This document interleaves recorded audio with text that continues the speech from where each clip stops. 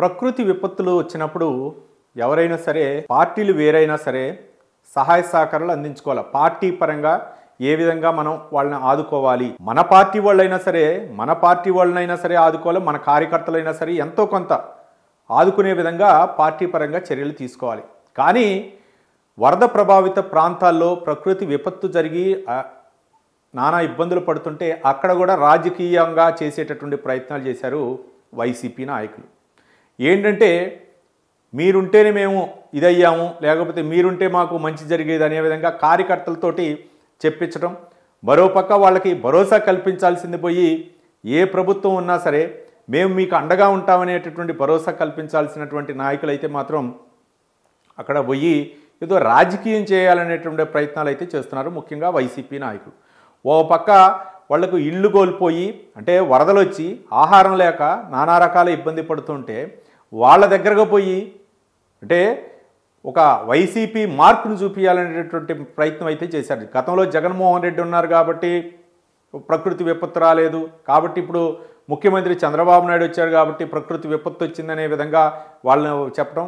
మరో పక్కన బూచి ఏంటంటే అమరావతి పూర్తిగా మునిగిపోయింది, ఓ పక్క సచివాలయం పూర్తిగా మునిగిపోయింది, మరోపక్క హైకోర్టు పూర్తిగా మునిగిపోయిందని చెప్పేసి ఈ యొక్క నీల్ మీడియా ఏదో ఒక చెరువుల్ని ఎదరబెట్టి వెనక హైకోర్టు భవనాన్ని చూపిస్తూ నీట మునిగిన హైకోర్టు అనే విధంగా ఈ విధంగా అసత్య ప్రచారాలను చేయటం చాలా బాధాకరం. ఎందుకంటే ఏదైనా సరే రాజకీయాన్ని రాజకీయంగా చూడాలా, అభివృద్ధిని అభివృద్ధికి చూడాలా.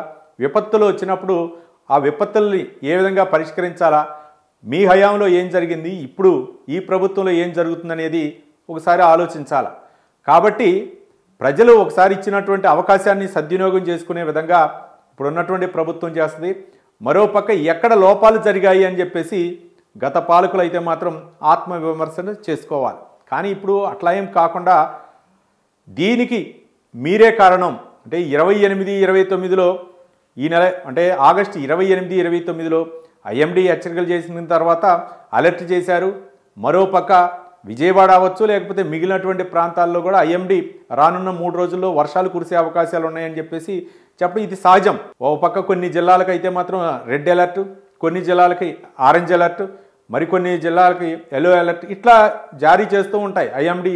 కాబట్టి వాటిని దృష్టిలో పెట్టుకొని అధికారులను అప్రమత్తం అవ్వటం రకరకాలుగా జరుగుతూ ఉంటాయి. కానీ ఇప్పుడు వైసీపీ నాయకులు చేస్తున్నటువంటి విమర్శలు ఏంటంటే అమరావతి మొత్తం పూర్తిగా మునిగిపోయింది, ఓ పక్క కృష్ణానదికి భారీగా వరద వచ్చింది, దీనికి ముఖ్య కారణం చంద్రబాబు నాయుడే, ఈ వైఫల్యం వల్లనే ఈ విధంగా వచ్చిందనే విధంగా చేస్తున్నారు. అంటే ఎంత వాడు చేస్తున్నటువంటి తప్పిదమో ఒకసారి ఆలోచించాలి. ఏదైనా సరే ఒక ప్రకృతి విపత్తు వచ్చినా లేకపోతే అక్కడ అంటే ప్రకాశం బ్యారేజీ ఒక ముఖ్యంగా మనం చూసుకుంటే అది ఎప్పుడో 70 సంవత్సరాల క్రితం నిర్మించినటువంటి బ్యారేజీ.